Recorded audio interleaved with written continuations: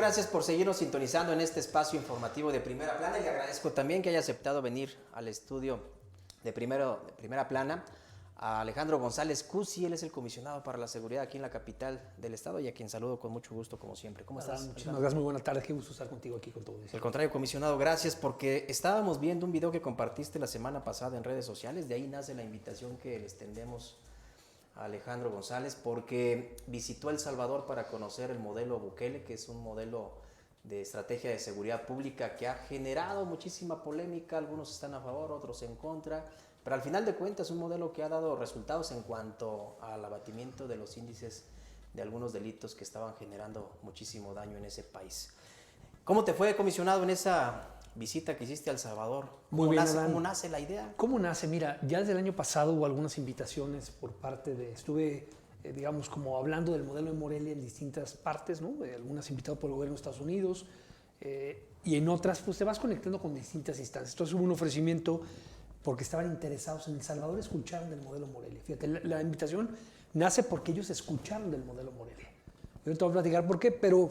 Y en el Inter dije, a ver, eso se cruza con una inquietud personal de conocer un modelo del que se habla mucho y que muchas veces no sabemos, ¿no? Se dicen tantas cosas y son tan dispares los comentarios que dices, a ver, es muy polémico, ¿no?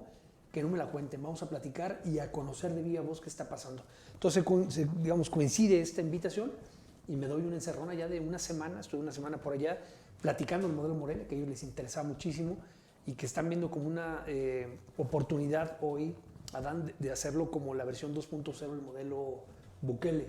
¿Qué ha pasado en El Salvador? Lo que han hecho es resolver una problemática grandísima en el nivel macro, que era la cuestión de las pandillas, ¿no? Entonces, han resuelto esa problemática, pero al mismo tiempo se les empiezan a abrir huecos en la vida cotidiana. Piensa, por ejemplo, en un tema de convivencia que tiene que ver con el sonido, ¿no? Música fuerte. Si antes había un problema de convivencia, recurría al vecino y le hablaba al líder de la pandilla, oye, este vecino se está comportando mal, ponía orden, ¿no? Era una estructura estatal paralela, digamos, y hoy que el Estado de un plumazo borró y los guardó a 75,000 personas, pues no hay quien recurrir. Entonces empiezan los conflictos comunitarios, los conflictos de convivencia diaria a los cuales no estaban acostumbrados. Entonces el tema del alcohol, el tema de la convivencia, y dijeron, oye, nos resulta sumamente interesante, hemos oído cosas muy valiosas del modelo de policía de proximidad y de justicia cívica en Morelia. Entonces estamos haciendo como el match, nosotros conociendo lo que hicieron ellos a nivel macro y nosotros proponiendo también, estuvimos allá en 3 municipios, cómo pueden llevar a resolución el problema micro, digamos, ¿no? De lo que lograste tú observar, ver, analizar, ¿qué sería aplicable del modelo Bukele en la capital del estado? Bueno, a ver, yo te diría, lo primero que hay que decir es, tiene claroscuros, es un modelo efectivamente, digamos, debatible, más allá del tema que tiene que ver con derechos humanos y también con la cuestión democrática, tiene cosas muy interesantes. Lo primero que resaltaría es, hoy Latinoamérica vive un momento muy interesante en la cuestión de resolver problemáticas frente a estados muy débiles, ¿no? Que es lo que está pasando en toda la región. Entonces, lo destacable es el manotazo, ¿no? La decisión a nivel macro de decir, vamos a resolver las cosas, y en ese sentido, cómo vas generando capacidad de Estado para afrontarlo. Eso yo me parece que es lo más valioso. Lo demás, que si son las formas, que si el tema de darle sostenibilidad al modelo después de tener 75,000 personas arrestadas, es un problema serio. Es decir, el país tiene el 2% de su población en la cárcel, es el país con más población carcelaria del mundo, eso tiene riesgos de sostenibilidad, ¿cómo mantiene 75,000 personas ahí?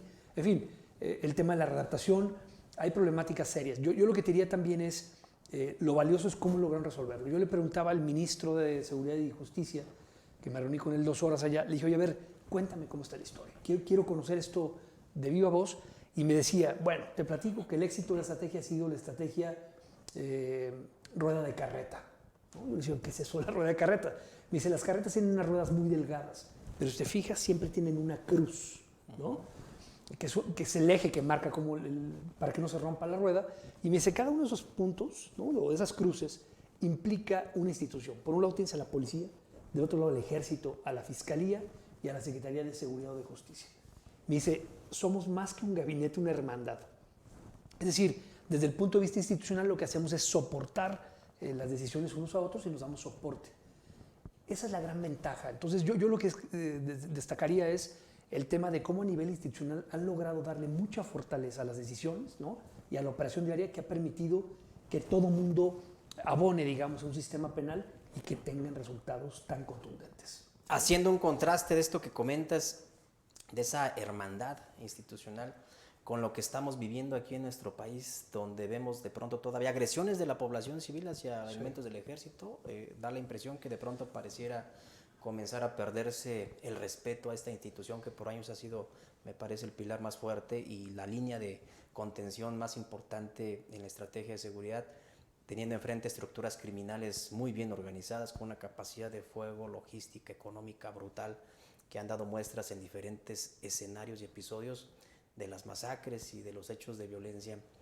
Estamos en una situación similar con El Salvador. ¿Es aplicable ese modelo aquí? A ver, si es aplicable en el sentido que hay que buscar cómo fortalecemos el sistema de justicia y lo volvemos uno, ¿no?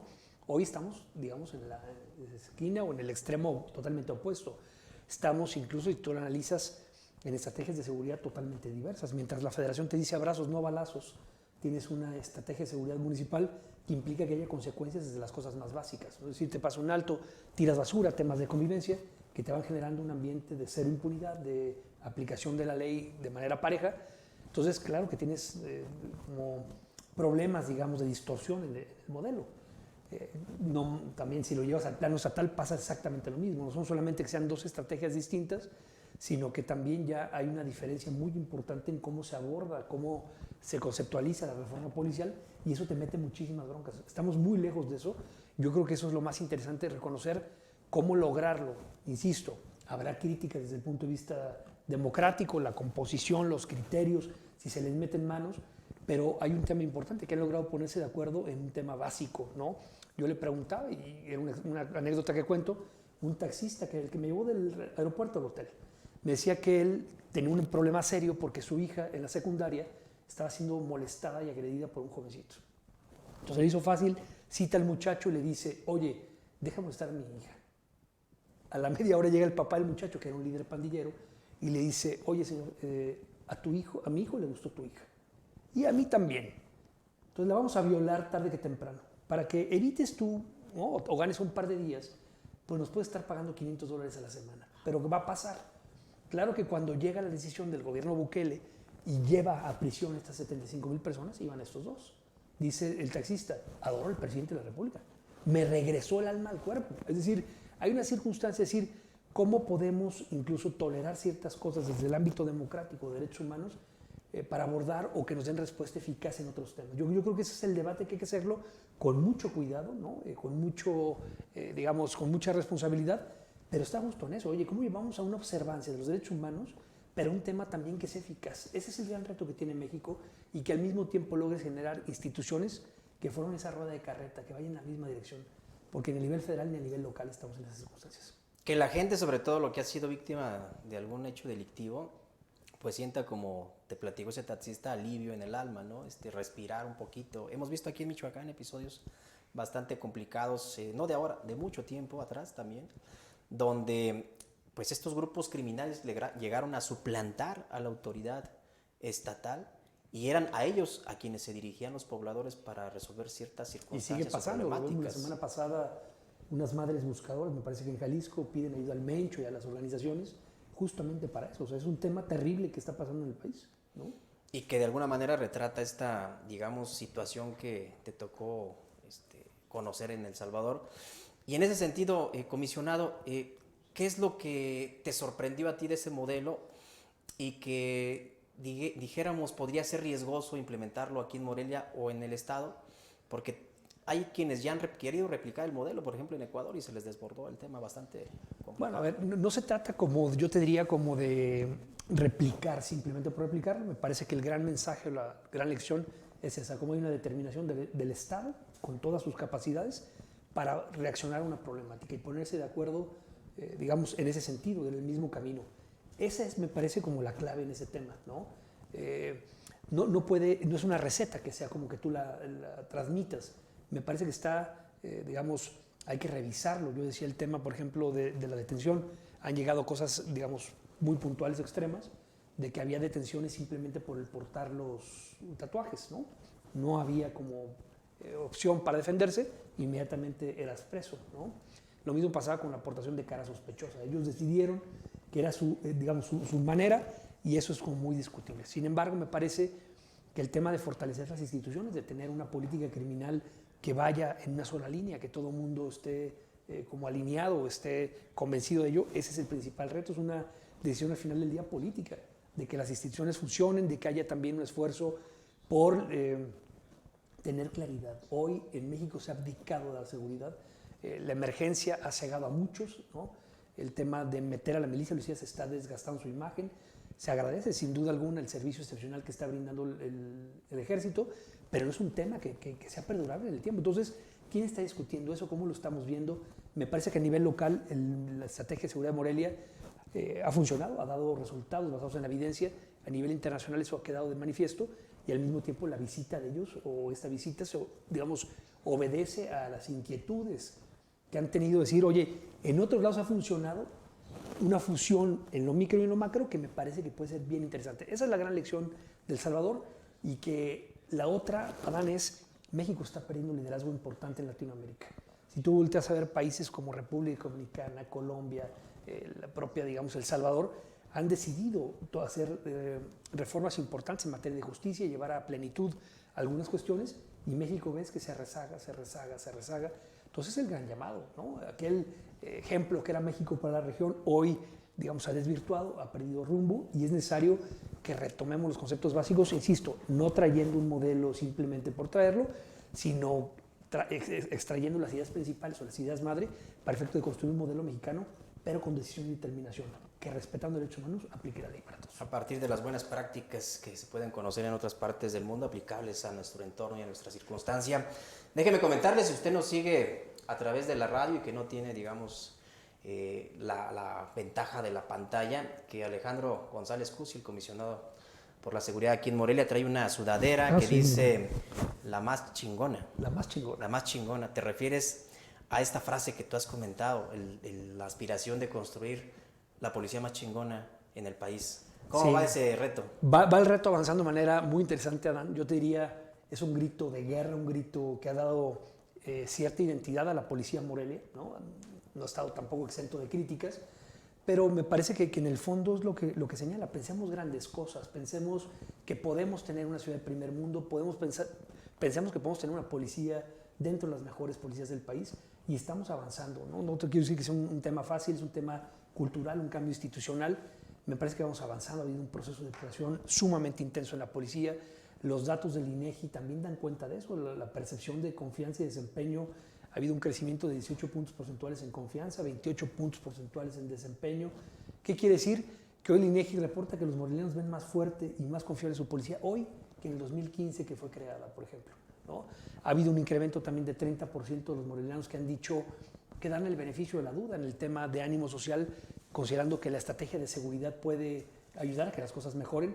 Eso es lo importante, Adán. Nos lo planteamos desde el principio, cómo generamos un ánimo social que a través de responsabilidad comunitaria logre construir esta meta colectiva que es la seguridad. Necesitamos una policía que esté del lado de los ciudadanos. La policía no puede sola, una autoridad que sea ejemplar, pero que vaya de la mano a los ciudadanos. Entonces, eso es lo que representa ser la policía más chingona de México, no solamente en indicados, es una policía que está trabajando, que se está esforzando, que se cae, sí, se cae, se tropieza como todas las instituciones humanas, pero hoy que está viva, está, digamos, sirviendo una ciudad y quiere estar a la altura de lo que Morelia merece. ¿Cuántos policías tenemos hoy en día y cuánto nos faltaría para tener el, digamos, hoy tenemos poco óptimo? Menos de 850, Dan, ¿no? Hemos tenido que meternos a una depuración, insisto, profunda, que ha, digamos, derivado en dar de baja 100 elementos, más otros 150 que quizá por meter controles, las cámaras corporales o ciertas condiciones de protocolos, han decidido mejor emigrar a otros lados. Hoy Morelia tendría que tener, según el planteamiento, digamos, o el promedio nacional, 1.8 por cada 1,000 habitantes. Estaríamos hablando de 1,800, 1,600 policías. Hay un déficit muy grande. Estamos haciendo un esfuerzo, junto con el presidente Alfonso Martínez Alcázar, dejar 1,000 agentes para el término de la administración. Esto implica esfuerzos muy importantes y presiones en las finanzas públicas, más en un momento en el que no hay recursos federales para atender ese tipo de cuestiones. Entonces, me parece que no será suficiente. Tendremos que ir pensando en una tercera temporada, llegar a 1,600, 1,500 agentes que más o menos mediarán el tema. Pero hoy estamos en esfuerzo. En la medida en que se pueden dar resultados, involucras empresarios, involucras sociedad civil, involucras organismos internacionales que también empiezan a financiar tema de capacitación. Y hay que buscarle por dónde dan para que Morelia cuente con una policía chingona para una ciudad chingona. Las cámaras corporales sí han dado entonces resultados en diferentes aristas, ¿no? Benditas cámaras, Adán. Yo te diría, las cámaras han marcado un antes y un después en la relación entre los ciudadanos y la policía. Han sido un factor ¿Todos clave. los policías la traen? El 100% de los agentes. Es la única policía del país que el 100% de los agentes tiene esa tecnología. Acabamos de entregar, junto con el presidente municipal, las últimas hace un par de meses, que ya tienen incluso transmisión en tiempo real. Ahorita tenemos la pantalla y podemos ver en tiempo real, te conectas a las cámaras, es una maravilla. Le da mucha transparencia al quehacer policial, ¿no? Para bien y para mal. Hemos dicho, la policía tiene que estar sujeta a escrutinio, a revisión, en una caja transparente, y eso es lo que han traído las cámaras. Le ha permitido que la policía cuente su historia, ¿no?